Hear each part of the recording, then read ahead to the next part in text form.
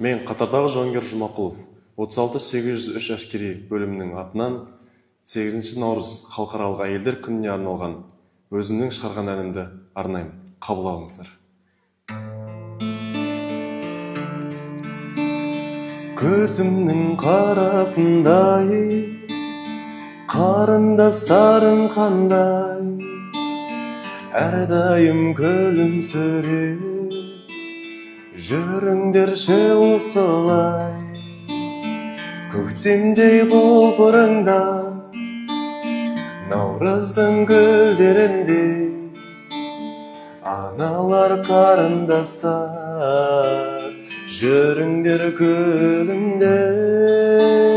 Көктемдей құлпырыңда, наурыздың гүлдерінде, аналар қарындастар, жүріңдер күлімдеп.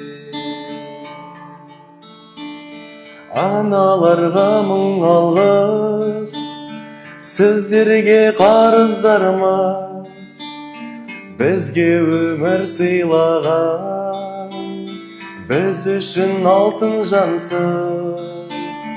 Көктемдей құлпырыңда, наурыздың гүлдерінде, аналар қарындастар, жүріңдер күлімдеп.